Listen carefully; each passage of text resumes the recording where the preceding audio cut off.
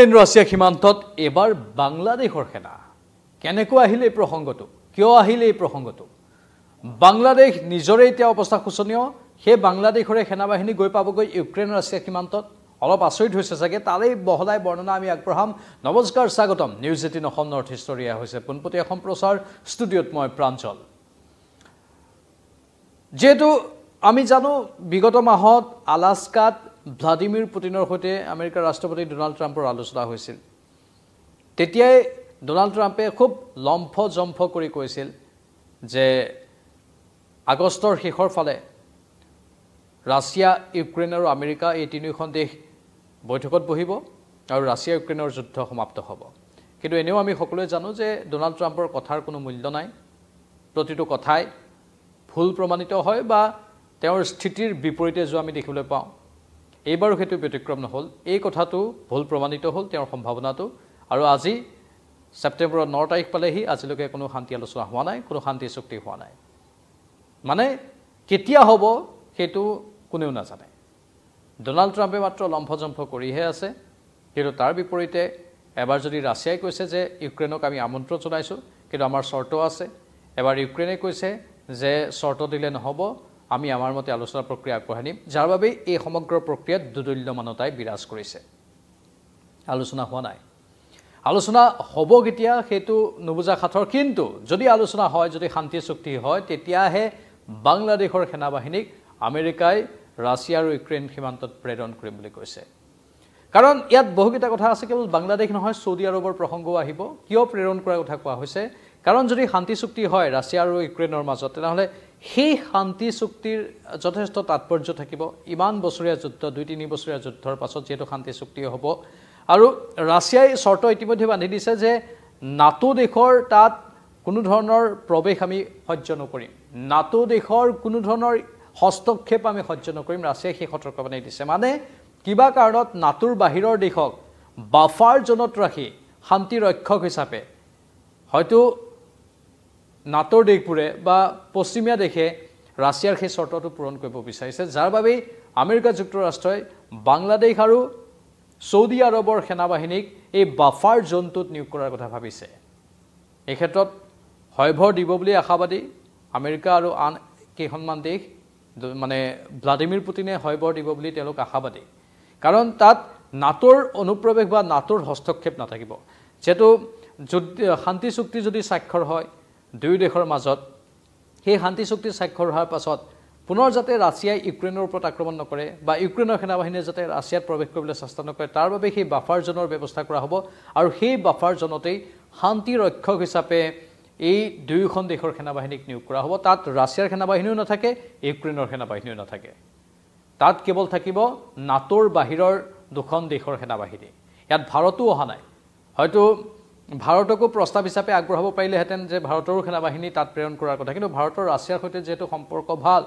সেয়েহে নিৰপেক্ষ নহব ভাৰতক ৰখাটো সেয়েহে বাংলাদেশ আৰু সৌদি আৰবৰ কথা বিবেচনা কৰা হৈছে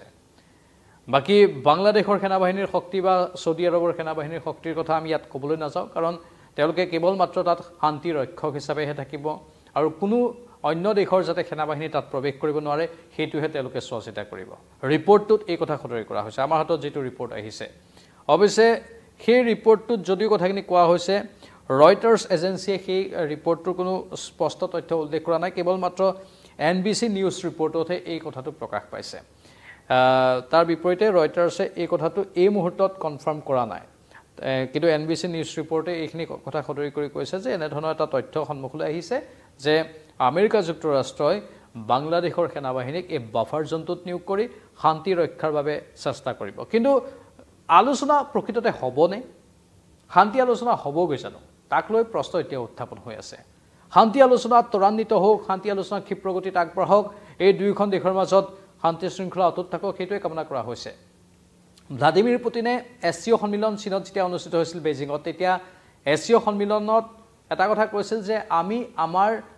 হৈতে মিত্ৰতা কৰিব বিচৰা দেশক আদৰণি জনাম আমাৰ হৈতে যিবোৰ দেশ আহিব বিচাৰিছে মিত্ৰতাৰ বাবে আহিব পাৰে হেতু ইংগিত দিছিল তেওঁ এছচিঅ সন্মিলনত তাৰ পাছত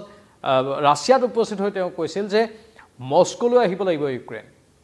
ইউক্ৰেইন যদি আহে আলোচনাৰ বাবে মস্কোলৈ আহিব লাগিব ইউক্ৰেইনৰ ৰাষ্ট্ৰপতি ভলোদিমিৰ জেলেনস্কি আৰু মস্কোলৈ যদি আহি তেওঁ মোৰ সৈতে আলোচনা কৰে মই আলোচনা কৰিবলৈ আগ্ৰহী পুতিন মানে নিজেই গৈ আলোচনাৰ বাবে অন্য দেশত এবাৰ বাহৰ নাপাতেগৈ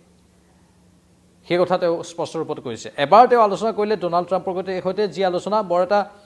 সদৰ্থক যেন পাছলৈ নালাগিল আলাস্কাত সেই আলোচনা কৰিছিল ভ্লাদিমিৰ পুতিনে ডোনাল্ড ট্ৰাম্পৰ সৈতে কিন্তু সেই আলোচনাৰ বিশেষ ফল নধৰিল এতিয়া ভ্লাদিমিৰ পুতিনে কৈছে যে আলোচনাৰ নামত আলোচনা কৰি দেশে বিদেশে মুখ ঘূৰাই ফুৰিলে নহ'ব যদি আলোচনা সঁচাকৈ বিচাৰিছে নাটোৰ দেশবোৰে বা আমেৰিকা যুক্তৰাষ্ট্ৰ বা ইউক্ৰেইনে তেনেহ'লে আহক মস্কোলৈ ৰঙা দলিচা পাৰি আদৰণি জনাম মই আৰু চৰ্তবোৰ মোৰ পূৰণ কৰিব লাগিব চৰ্ত কি আছিল প্ৰথম চৰ্তটো আছিল যে ৰাছিয়াই ইতিমধ্যে ইউক্ৰেইনৰ যিবোৰ স্থান দখল কৰিছে সেই স্থানবোৰৰ পৰা ৰাছিয়া সেনাবাহিনী আঁতৰি নাযায় সেইটো ভ্লাদিমিৰ পুতিনৰ চৰ্ত প্ৰথম আছিল যে ইতিমধ্যে এই যুদ্ধৰ সময়ছোৱাত আমি ইউক্ৰেইনৰ যি অঞ্চল দখল কৰিলোঁ সেই অঞ্চলখিনি আমাৰ অধীনতে থাকিব লাগিব আমাৰ সেনাবাহিনীৰ অধীনতে থাকিব লাগিব দ্বিতীয়তে ইউক্ৰেইনৰ পৰা নাটোৰ হস্তক্ষেপ বন্ধ হ'ব লাগিব সেইটো দ্বিতীয় চৰ্ত আছিল তৃতীয়তে ৰাছিয়াই যাতে গোটেই বিশ্বতে নিজৰ বেপাৰ বাণিজ্য ভালদৰে চলাই থাকিব পাৰে তাৰ বাবে গ্ৰীণ সিগনেল দিব লাগিব এনেধৰণৰ কেইবাটাও চৰ্ত এই তিনিটা চৰ্ত মাত্ৰ উদাহৰণ আৰু বহুকেইটা চৰ্ত আছে এনেধৰণৰ চৰ্ত আৰোপ কৰি দিছিল সেই চৰ্ত আৰোপ কৰাৰ পাছতে এতিয়া আমেৰিকাই হয়তো গুণাগোঠা কৰি এটা বিশেষ বিন্দুত উপনীত হ'বলৈ চেষ্টা কৰি আছে আৰু তাৰে অংশস্বৰূপে হয়তো যেটো বাফাৰ জোন থাকিব এই দুইখন দেশৰ মাজত তাত এই বাংলাদেশৰ সেনাবাহিনী আৰু সৌদি আৰবৰ সেনাবাহিনী নিয়োগ কৰাৰ কথা কৈছে এই খণ্ডত এতিয়াও বহু তথ্য আহিবলৈ বাকি শান্তি চুক্তি হ'ব লাগিব তাৰ পাছতে যেটো এই দৃশ্যবোৰ দেখা পোৱা যাব